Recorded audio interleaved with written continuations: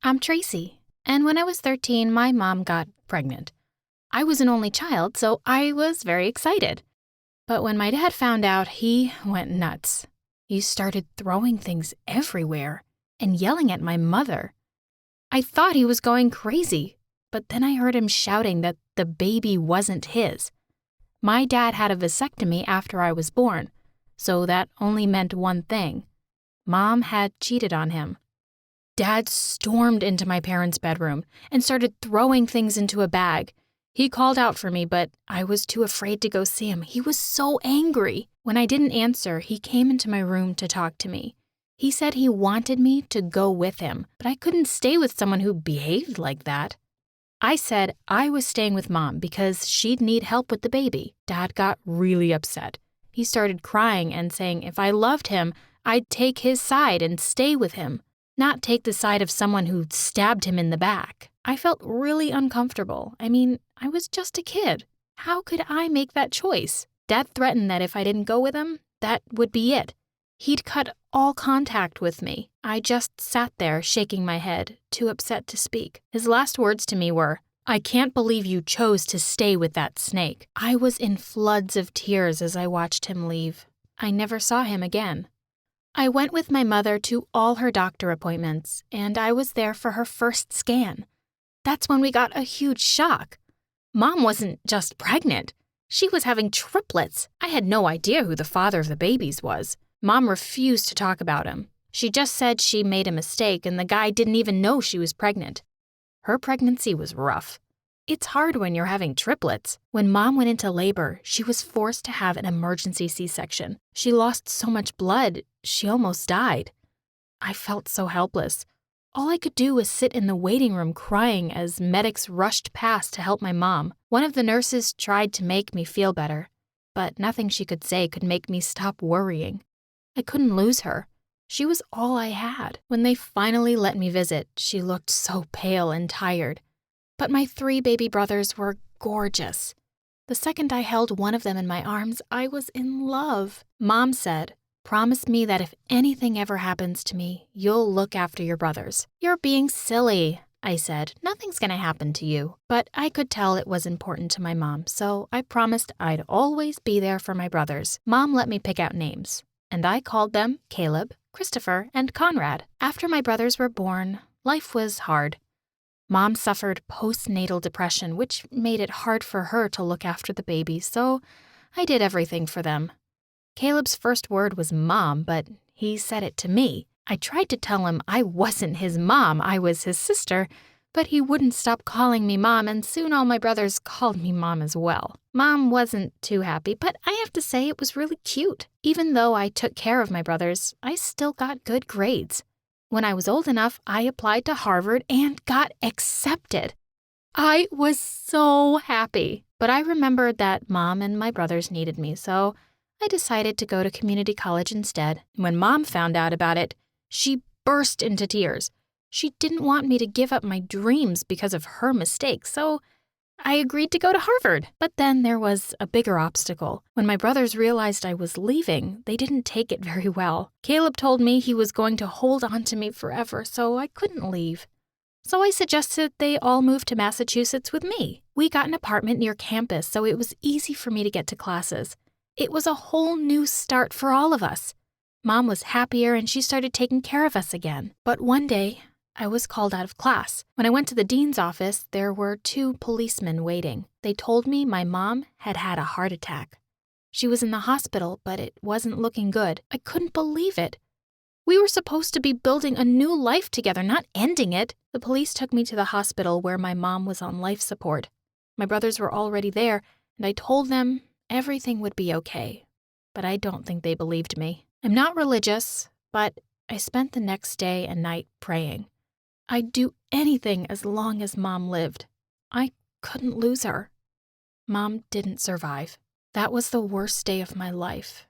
I didn't just lose my mother, I lost all hope.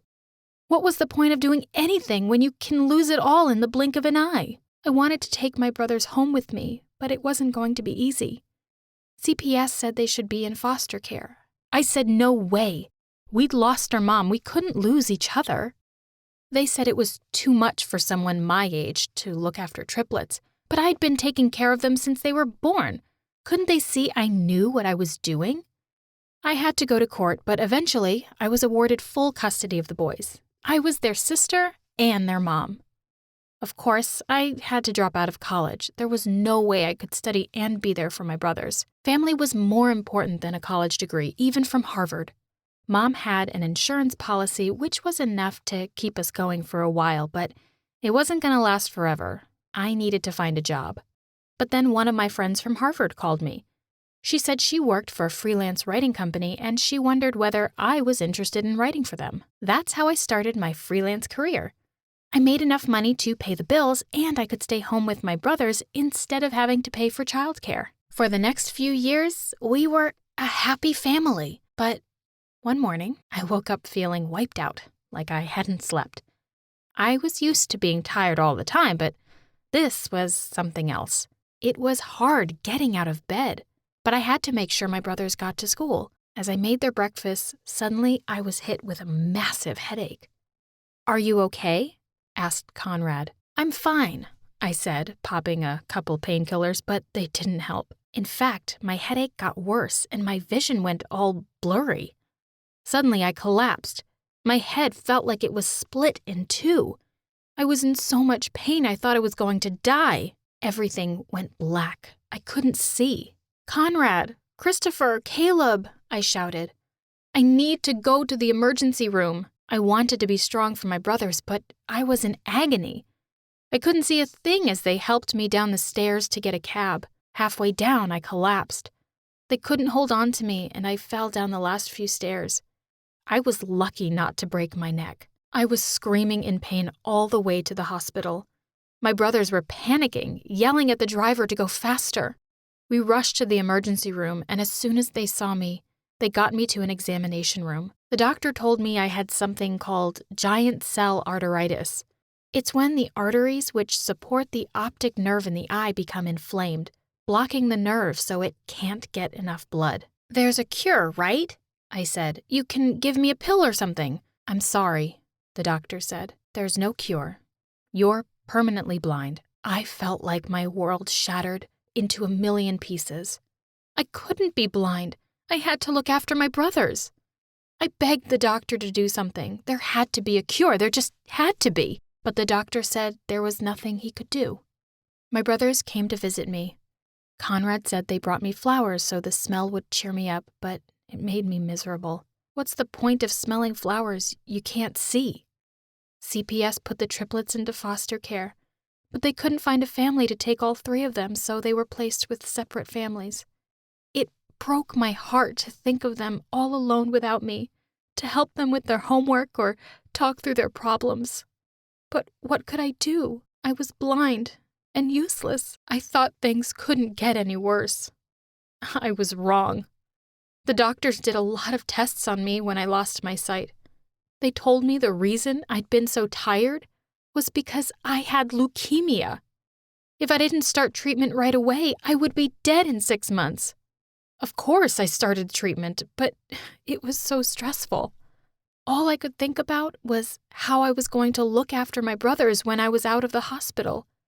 How could we pay our bills when I had to pay for chemotherapy? At last, the doctors said I could go home, but the thought of being out of the hospital filled me with dread. I had to prove to CPS again that I could look after my brothers, but I didn't know if I could. I was disabled and struggling to cope with being blind. I didn't have a job. The only reason I still had my apartment was because of my mom's insurance policy, but that money was running out. I went to meeting after meeting with CPS and pretended everything was fine, but inside, I was falling apart. The only thing that kept me going was the promise I'd made to my mom. But I couldn't help thinking they'd be better off without me. Eventually, CPS said the boys could come back to live with me, but I was worried they'd made the wrong decision. I cried all the time when my brothers were in school. I felt like my life was over. I was supposed to be a Harvard graduate in a well-paid job, not blind, unemployed, and struggling to raise 3 boys. One day, I was sitting on my bed, crying, when I heard Caleb say to me, "What's wrong?" "Caleb," I gasped. "You're supposed to be at school." Caleb told me he'd forgotten his homework, so he'd come back for it and found me like this. It all came flooding out. I told him about how I always wanted to be a writer, but now I was useless. "You're not useless," said Caleb. He told me how much he loved me and said I could still be a writer. I could use software. I laughed and told him not to be stupid. We didn't have the money for the software I needed. So, Caleb said he'd do the typing for me. Every day, after he'd finished his homework, Caleb sat down with me to write my book. I'd always planned on writing the next big American novel, but Caleb told me I needed to write my autobiography. He'd said I was an inspiration. The last thing I felt like was an inspiration, but he was right. My life would make a good book. It took over a year of hard work, but at last, we had a book I was proud of. I sent it to a few publishers, but they all rejected it, so I published it myself. I didn't think anyone would buy it, but in that first month, I sold 1,000 copies. I had loads of 5-star reviews. People really loved it. Then, I had an email from a publishing company. They said they loved my book and wanted me to write another one for them. They offered me a huge advance. I'm finally a best-selling author, and that's why I wanted to make this film. If I can make my dreams come true, after everything I've been through, so can you. If you enjoyed this video, like, share, and comment for even more stories.